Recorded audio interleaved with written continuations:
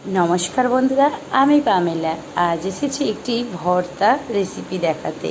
এই ভর্তার রেসিপিটি এতটাই ভালো লাগে যে আমাদের চেনা পরিচিত ভর্তার রেসিপির থেকে কিন্তু একটু আলাদা, আর খেতেও কিন্তু অনেকটা আলাদা। তো সম্পূর্ণ রেসিপিটি দেখার জন্য অনুরোধ রাখলো বন্ধুরা আপনাদের কাছে। প্রথমেই কিন্তু ঝিঙেটা এরকম ছোট ছোট করে টুকরো করে কেটে নিয়েছি। তারপরেই মিক্সারেতে করে অল্প অল্প করে বেটে নেব, যেহেতু আমার মিক্সারের জারটা ছোট আর ঝিঙের পরিমাণটা বড় আছে।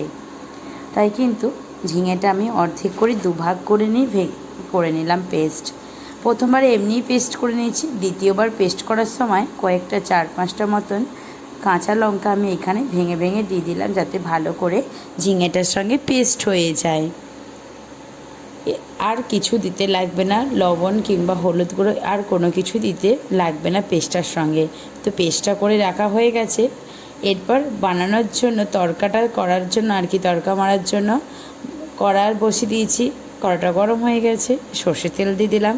আর সর্ষের তেলটা সামান্যই গরম হতে দিয়ে দিলাম কালা জিরে। কারণ সর্ষের তেল বা সাদা তেল যেই তেলই হোক না, তেল গরম হওয়ার অনেকক্ষণ পর কালা জিরেটা দিলে কিন্তু কালা জিরেটা তাড়াতাড়ি পুড়ে যায়, আর কালা জিরাটার যে সুগন্ধ সেইটা কিন্তু একদমই চলে যায়। তাই কিন্তু তেল একটু সামান্য গরম দিয়ে দেওয়ার পরে, একটু গরম হয়ে যাওয়ার পরে কিন্তু কালা জিরে দিয়ে কোনো রেসিপি করতে গেলে কালা জিরেটা কিন্তু সঙ্গে সঙ্গে দিয়ে দিতে হবে। এই টিপসটা আপনাদের সঙ্গে শেয়ার করে নিলাম। তারপরেই দেখুন, আর এই ভর্তা রেসিপিটি বানানোর জন্য অবশ্যই কিন্তু সর্ষের তেলই বন্ধুরা ব্যবহার করবেন, কারণ যে কোনো ভর্তা কিন্তু আমরা সর্ষের তেলেতেই মেখে থাকি। তাই সর্ষের তেলেতেই তড়কাটা মারছি। প্রথমে কি করলাম, ওই যে কালা জিরে 4-5টা মতন শুকনো লঙ্কা দিয়ে দিলাম। তো আমি এটা একটু ঝাল ঝাল বানাবো, তা আপনারা চাইলে কিন্তু এখানে 2টো শুকনো লঙ্কাও ব্যবহার করতে পারেন। শুকনো লঙ্কাগুলো এই যে তেলের মধ্যে মিশে গেছে, তার একটা গন্ধটা আমি তুলে রেখে নিলাম। এদিকে ভাত হচ্ছে। তারপরে দিয়ে দিলাম এই যে রসুন কুচি আর পেঁয়াজ কুচি। অবশ্যই কুচি দেবেন, বাটা দেবেন না। কুচি দিয়ে দেওয়ার পরেই পেঁয়াজের গা থেকে একটু কালারটা চেঞ্জ হয়ে গেল। আমি 2 থেকে 3 মিনিটের মতন নাড়াচাড়া করেছি। কালারটা একটু সামান্য লাল লাল মতন টাইপের হয়ে গেছে। দেখুন একদমই কিন্তু লাল না, একটু ব্রাউন যেটা কালার বলে, বাদামি কালার, তো সেইটা হয়ে এসেছিলো।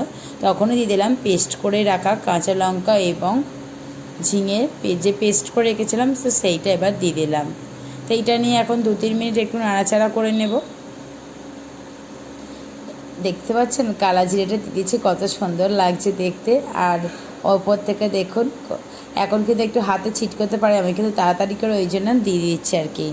একটু হলুদ গুঁড়ো, একটু লবণ, স্বাদ অনুসারে লবণ দিতেই হবে, আর একটু লঙ্কার গুঁড়ো দিচ্ছি, যাতে কালারটা কিন্তু খুব সুন্দর আসে, দেখতে খুব ভালো লাগে। আপনারা চাইলে লঙ্কার গুঁড়োটা নাও দিতে পারেন, এরকম গ্রিন কালার রাখার জন্য লঙ্কার গুঁড়োটা না দিলেও আপনাদের চলবে। আমার বেশ কালার একটা বেশ ভালো লাগবে বলে এই জন্য একটু লঙ্কার গুঁড়ো সামান্য একদম দিয়েছি। ওই ছোটো চামচের আমি হাফ চামচের মতন দিলাম, আপনারা তো দেখলেনি। এবার কী করবো, চাপা দিয়ে এইটা 10 মিনিটের মতন রান্না করব। আর 2 থেকে 3 মিনিট ছাড়া ছাড়াই কিন্তু চাপাটা খুলে একটু নেড়ে ছেড়ে দিতে হবে, যেহেতু নিচে যদি লেগে যায়, কারণ একদম পেস্ট জিনিস নিচে লেগে যাওয়ার সম্ভাবনা থাকে। তো কিন্তু 2 থেকে 3 মিনিট ছাড়া ছাড়া কিন্তু এটা চাপা দিয়ে কিন্তু আপনাদেরকে একটু নেড়ে ছেড়ে দিতে হবে, আর চাপা দিয়ে দিতে হবে ওপর থেকে। চাপাটা দিয়ে দিলে তাড়াতাড়ি না জিনিসটা রান্না হয়ে যায়। এই ভর্তাটা থাকলে এক থালা ভাত এমনিতে শেষ হবেই, সঙ্গে কিন্তু আর কোনো কিছুই আপনাদেরকে নিতে লাগবে না।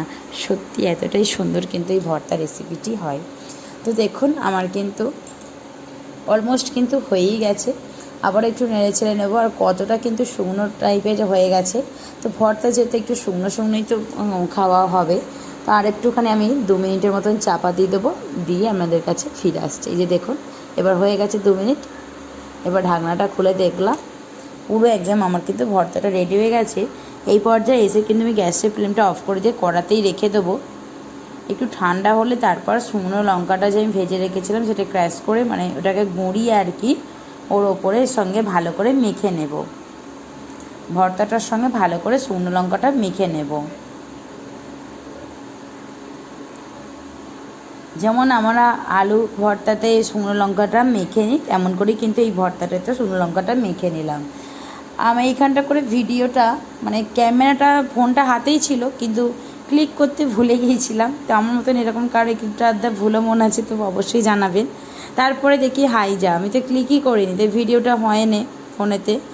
যাই হোক, এই যে এখানটা করে কিন্তু শুকনো লঙ্কাটা দিয়ে দিলাম, আর এখানটা করে অবশ্যই চেক করে একবার দেখে নেবেন যে নুনটা ঠিক আছে কি না। ব্যাস, আমাদের ভর্তা রেডি। কি সুন্দর দেখতে লাগছে দেখুন, কত ইজিলি বানানো গেল না। এই একটা কিন্তু রেসিপি দিয়ে সারা ভাত কিন্তু পাতের থালা একদম পুরো ফিনিশ। তা আশা করছি আপনাদের কাছে আজকেই মজার রেসিপিটি অনেক ভালো লেগেছে, তাই অনেক অনেক কিন্তু লাইক আর কমেন্টস চাই। তো আজকের মতন বিদায় নিচ্ছি, দেখা হচ্ছে কিন্তু একটি নতুন নতুন ভিডিও নিয়ে। আশা করছি তখন ভালো থাকবেন, সুস্থ থাকবেন, আর অবশ্যই কিন্তু বাড়িতে এটা ট্রাই করে খাবেন। এখন যেহেতু গরমের দিন, ঝিঙেতে অ্যাভেলেবেল সব বাজারেই পাওয়া যাচ্ছে। তো একবার অন্তত রিকোয়েস্ট করলাম যে একবার অন্তত বন্ধুরা এই রেসিপিটি বানিয়ে খান, আর পরিবারের সকলের সাথে ভাগ করে নিন এই মজার স্বাদের ভর্তা রেসিপিটি। এই যে দেখুন লঙ্কাটা দিয়ে কত সুন্দর লাগছে না, ডেকোরেশনটা করেছি, কেমন লাগছে কিন্তু বলবেন। টাটা বন্ধুরা।